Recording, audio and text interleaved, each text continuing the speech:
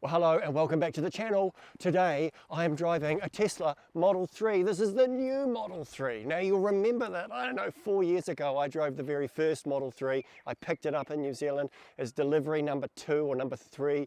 I've had that car now for 100,000 Ks in 4 or so years, and I love that car. I really do.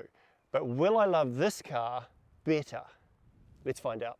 But before we do, I think it's probably worth having a quick look around. Now, what has changed in this car? Well, a few things very quickly. Logo has changed. Now it just says Tesla. It used to have the Tesla icon. The rear lights have changed. Compared to my car, this one now has a power lift on the boot, which I think some of the later models had, which is pretty cool. Some stylish designs. This particular one here is in like a white, which is a standard color, and it's got a kind of a natural spray finish along the bottom there to give it a kind of an off-road rugged look. The headlights are different. The front sort of bumper is different. It's got a more of a smiley look. I don't know if I'm a fan, but it's a bit more sort of curved down into the front. I guess these are all just incremental progress changes. Now they did say to me, take it on some bumpy roads. So that's exactly what I'm doing today. Oh, I should show you one more thing.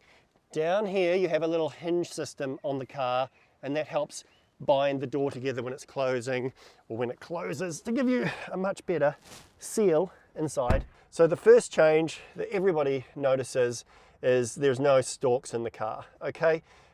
Nobody freak out is all I would say. This is not a new thing. My Ferrari has indicators and no stalks on the car, and I actually love it. So the main thing people are going to notice is the indicators here, left and right. I'm not quite sure why they didn't go left over this side, right over this side, like they do on the Ferrari, but nonetheless, this takes all of 5 minutes to get used to. The other thing, in the previous Tesla, you used to put it into drive by flicking a stalk up and flicking a stalk down. You just now flick this up to put it into drive, and you flick that down to put it into reverse. You press here to press park. It's honestly, it's really simple. Other than that, there are some changes in the back seat, which I guess I should quickly show you as well before we take off, because I think they are worthy of showing. Okay, so in the back seat here, so it's a very, very similar setup, but what you actually have down here now is you have the ability to watch YouTube videos. You have ability to swipe down and go back to your air conditioning settings, which is really nice in the back seat. You've got volume controls, you've got your screen controls in there, you've got music controls as well. So I think that's a really good new feature for people in the back seat. The room in the back seat is much the same. But anyway, let's just jump in the car and have a drive. Right, Tesla Model 3 2024 edition. Let's go. I'm actually on a slightly bumpy road now, and just taking off with a little bit of loose gravel and a little bit of a wet road. It's got some pretty aggressive anti-slip controls in the car, which is probably a good thing from a safety standpoint, but I find it a little bit frustrating, and I think that's partly because this is only the rear-wheel drive version and I am used to the four-wheel drive version. I think I would definitely get the four-wheel drive version of this car, simply because there's a bit more confidence on the roads.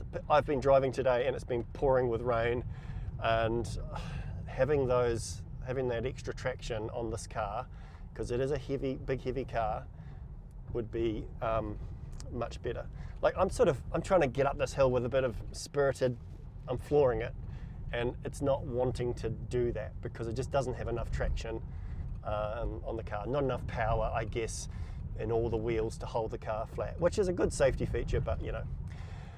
Okay, what else do I think? I have been driving it I've had it overnight. I've had it for sort of a day now. I've been driving it in dry conditions, wet conditions, and today I've been driving it in this on this gravel track over to Port Levy, just to sort of try out the stability and the new suspension in the vehicle, because that is a big selling point of this particular car. And I'm going to call it, they have done very well. They've done very well. This is very good. I like this car. I like this car a lot. I might have to order one of these cars, because there's just nothing you can really fault about it. It just does what it's supposed to do really, really well. It's really comfortable. There's new double glazed windows now in this particular Model 3. That cuts the noise down significantly. So a combination of like those new seals on the door, it's almost come to a complete halt coming around that corner there. New seals on the door, new window glass. It just all adds up for a really quiet cabin experience, which is a lot more premium. The Model 3 that we have, the first gen Model 3, which was the Model 3 Performance, you know, it's, yeah, when you go back into that car, it's noisy, it's got a lot of road noise, it's bumpy, this is just an evolution of quality, and I guess listening to customers as well. There is just one negative feature on this car, which it's the same problem that we've got on our Model 3, the windscreen wipers. Elon Musk seems to have this obsession for only having camera sensors in the car, and if Tesla could do one thing to make this car near on perfect, they would put in a proper rain sensor. I was overtaking a car earlier today, and it was pouring with rain, and as I'm speeding up and doing the overtaking maneuver, you know, the rain is hitting the glass, and the windscreen sensors are like, oh, it's not raining, so they shut off, and I can't see a thing, and I'm fumbling around for the switch, which is here on the steering wheel, which is good, and you press that, and of course it just does a single wipe, and you got to kind of press it and then look at the screen and switch it into manual mode. Auto windscreen wiping should be standard, and it should work. So Tesla, sort that out. It really is an important thing. Okay, going up this hill has actually been a really different experience to coming down it. Going down the hill, I guess I had a lot of speed and momentum. Going up the hill, the anti-slip control is wanting to kick in and save the car. Now, what else can I tell you about this? It's priced really well. It's a lot cheaper to buy the Model 3 now than when I bought it 4 years ago. I think I paid somewhere around 110 grand for my Model 3 Performance, and I had the full self-driving package and all that sort of stuff with it as well at the time. Now, and back then, I think the entry-level cars, I feel like they were in the high 80s, something like that, maybe even the low 90s for an entry car. Now, I think 65 grand is sort of where it starts, and then you start to add things on as you need. Different paint colors cost extra money. This has always been the case. I think if you were coming from a traditional ICE car, and this was your first car experience, it's probably going to be quite jarring not having those stalks. I think, and getting used to a screen. Now, I'm really used to screens now. It's really not a problem. I think they have probably the best user interface of all the cars that are out there. I think Volvo would be a pretty close second. You know, I mean, the screen is close to you, it's accessible. Having the speedo down there on the screen, it's in the top right-hand corner, so it's actually within your peripheral vision.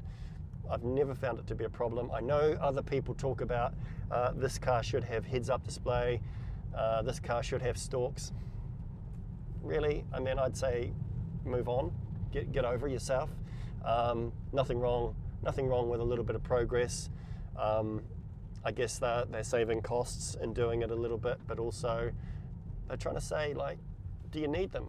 They're questioning everything, and I really like that design principle where you question stuff that's been around forever. Like Elon did that with the 12 volt, 24 volt system in the car for the Cybertruck. You know, he realizes that just because all cars are made 12 volt, and just because it's easy to get 12 volt fittings and so on inside cars, it doesn't mean 12 volt is the best system.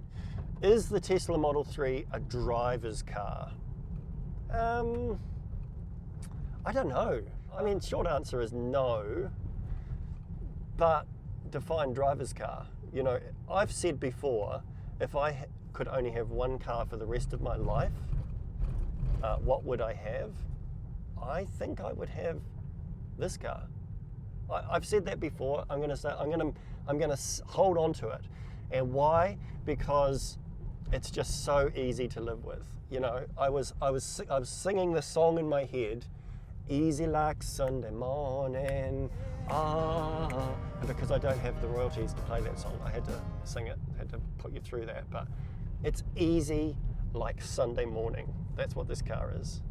And it's just, it's fun. It's got a bit of fun, particularly I'm going to say the dual motor version, the performance version is fun.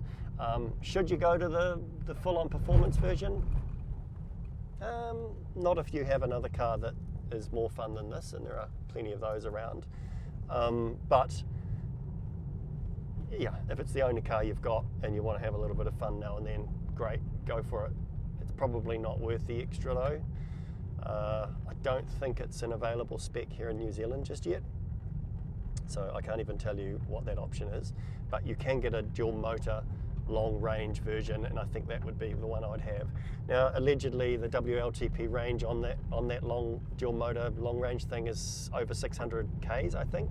That's impressive if it can get close to that. I think in reality it's probably going to be in the high 400s, which is very good. Okay, so the good question is, should you buy this car? I think yes, you probably should if you don't have an electric car already. If you have a Tesla and you're thinking of upgrading, like you have a Model 3 like we do, is it worth upgrading? Yes, I think it actually is. Remember, the suspension is so much better. The cabin noise is incredibly quiet. It's fantastic. Having that extra functionality in the back seat, not just the screen, but the climate control. Having air seats is a lovely feature as well. You look, as for the stalks on the car, on the thing, look, forget it. Like if you're worried about that, you're worried about the wrong thing. You'll get used to it. Don't panic. So I'd say go for it. It's a great car. Anyway, like, subscribe, comment, and I'll see you next time. Bye for now.